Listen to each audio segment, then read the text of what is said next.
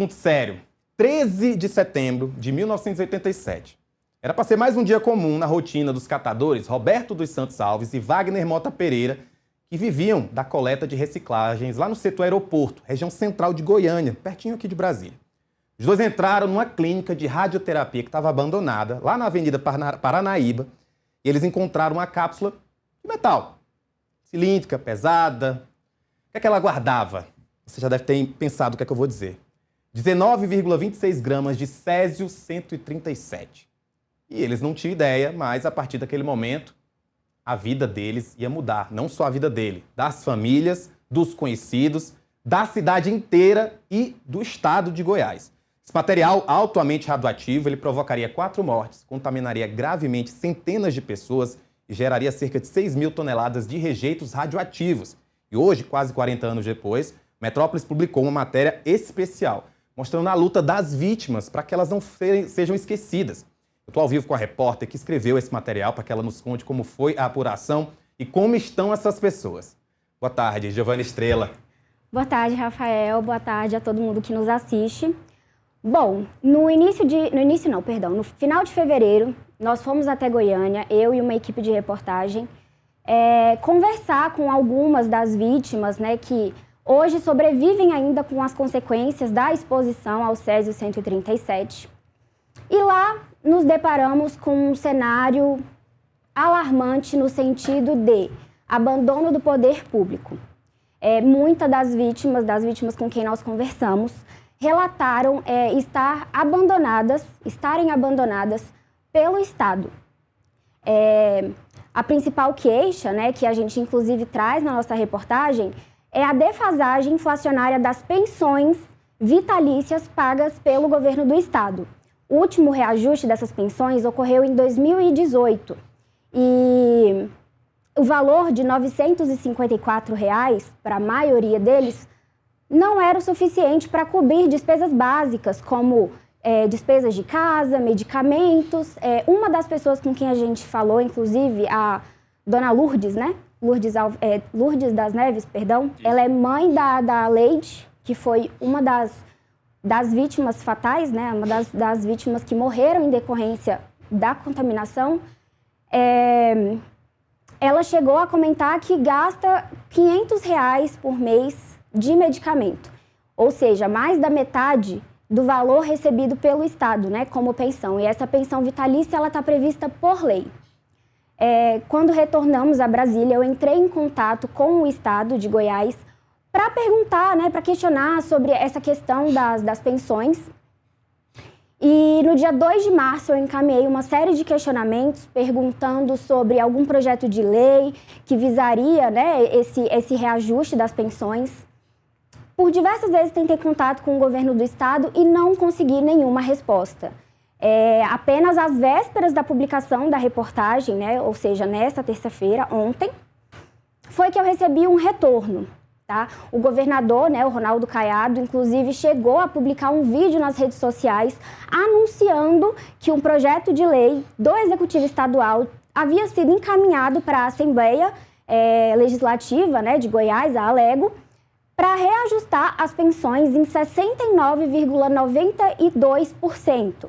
Então, essas pensões que sairiam do valor de R$ 954 e iriam aí por volta dos 1.600. Outra questão que os nossos personagens, né, trouxeram foi o descaso em relação à saúde. Hoje em dia, muitos deles convivem com as sequelas da exposição ao césio. Eu conversei com o seu Donizete, por exemplo, que chegou a ter 8 infartos em decorrência da contaminação, né? Ele trabalhava no Ferro Velho, onde a situação toda aconteceu, a tragédia aconteceu. E ele relata também essa sensação de abandono do poder público. Ele chega a comentar que hoje as vítimas não têm nem o valor que tem o lixo radioativo que está em Abadia, né? Todo o lixo radiológico, tudo que teve contato com a radiação naquela época, está enterrado num depósito de rejeitos que fica em Abadia de Goiás, a mais ou menos 20 quilômetros de Goiânia, né? Do epicentro da tragédia. Sobre a situação da saúde, né? Na época, lá em 1988, né? depois do acidente, quase um ano depois, foi criado um centro de atendimento para radioacidentados. Um centro onde as vítimas, né, iam para poder receber atendimento médico, para receber medicamentos. Acontece que, hoje em dia, esse atendimento ele não é tão bom e eficiente quanto era na época. Então, eu procurei a Secretaria de Saúde para buscar, né, um posicionamento oficial em relação a essas denúncias e a resposta foi o silêncio. A Secretaria de Saúde, num primeiro momento, me passou as informações, me passou dados. Eu tinha perguntado, né, hoje, quantas pessoas são consideradas vítimas, né, da tragédia, quantas delas recebem cada um dos benefícios, que são 2, né? Porque na época existiu uma divisão de grupos, então o grupo, de acordo com a exposição à radiação, né, foram divididos em 3 grupos ali, quem teve contato direto com o césio, quem teve contato indireto e os profissionais da saúde que atuaram na descontaminação. Essas informações elas foram repassadas, né, à nossa reportagem, mas alguns dias depois a Secretaria de Saúde voltou atrás, se negando a fornecer, né, retirando os dados que já haviam sido passados e decidiram que não se manifestaria. Então, o descaso, né, ele se perpetua até nesse sentido de nós da imprensa fomos atrás buscar um posicionamento, né, oficial e eles não quiseram responder. Eu, inclusive, recebi uma nota da Secretaria de Comunicação do Governo do Estado que eu queria ler para vocês. Que é sobre esse projeto de lei que foi enviado para a Alego, né, para a Assembleia Legislativa de Goiás, prevendo essa mudança nas pensões. A nota é a seguinte: o governo de Goiás encaminhou à Assembleia Legislativa de Goiás, a Alego, um projeto de lei que concede aumento nas 2 categorias da pensão especial vitalícia a 603 vítimas do acidente radiológico com o Césio 137. O reajuste previsto é de 69,92%. Com o reajuste, o valor mensal do benefício passa, respectivamente, de R$ 1.908 para R$ 3.242 e de R$ 954, que é a parcela, né, que a maioria das pessoas recebe, para R$ 1.621. O governo de Goiás esclarece que foi necessária uma ampla auditoria na lista dos beneficiários para a retirada de pessoas que recebiam a pensão indevidamente. Por meio do Centro Estadual de Assistência aos Radioacidentados Leide das Neves, o CARA, a Secretaria de Estado de Saúde, as vítimas também recebem atendimento médico, psicológico, além de assistência social. Cerca de 1.000 pacientes acometidos com maior gravidade pelo acidente possuem um plano de saúde, com contribuição paga pelo Estado. Para o governo de Goiás, o projeto de lei que atualiza as pensões especiais é uma questão de respeito, justiça e cuidado com as vítimas do acidente do Césio 137. Falaram isso, mas precisou você ir até lá, né? Exatamente. Justiça, esse respeito exigiu uma matéria, inclusive, gente, daqui a pouquinho eu vou mostrar, porque o trabalho tá belíssimo, parabéns. É o seu trabalho, daqui a pouco a gente vai botar no telão. Mas eu quero te perguntar algo agora mais humano mesmo. A gente que mora aqui no Distrito Federal, e acho que o Brasil inteiro, mas principalmente a gente que mora no Distrito Federal e, claro, no Goiás, a gente sempre conhece essa história. Uma história que é repetida várias vezes, né, de que houve esse problema radioativo. Vai ter até série dali a pouco, um serviço de streaming vai fazer uma série baseada nesse caso. Mas eu queria que você trouxesse para nós como foi conversar com essas pessoas, esse lado mais humano. Porque é isso, né? A gente fala do Césio, fala da radiação, fala dessas pessoas. Como é que elas estão? O que é que elas dizem? E como foi para você conversar com elas? Então, a nossa equipe conversou com vários radioacidentados, né? Inclusive com a mãe da Leide das Neves, a dona Lourdes, né? A Leide virou vítima símbolo da tragédia, ela só tinha 6 anos. Ela acidentalmente ingeriu o Césio 137 e ela morreu menos de um mês depois de ter sido contaminada. Os relatos são todos muito sensíveis, muito fortes, são pessoas que sofrem, que lutam para que essa história não seja apagada. Enfim, são pessoas que carregam consigo, sabe, muita tristeza ainda, muita gente perdeu a família, perdeu o sustento.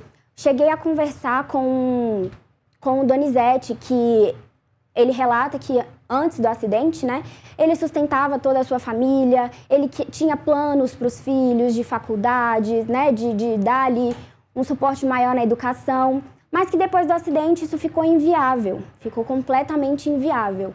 E hoje ele trabalha como catador de recicláveis, porque é a única coisa que ele diz que consegue fazer para levar o sustento para casa. Conversamos também com a Luísa Odete, que ela era tia da Leide, e ela relata um momento fortíssimo em que ela teve que se separar dos filhos, né? Ali, após a contaminação, depois que a vigilância sanitária descobriu que o material se tratava de césio-137, extremamente radioativo, né, e fatal, as pessoas passaram por um processo de triagem, né, para saber o quanto de radiação elas tinham no corpo. E as pessoas que tinham feridas, né, porque onde o césio entra em contato com a pele, causa queimaduras e etc. Nesse momento, eles foram até o estádio olímpico lá em Goiânia e ali era feito um processo de triagem.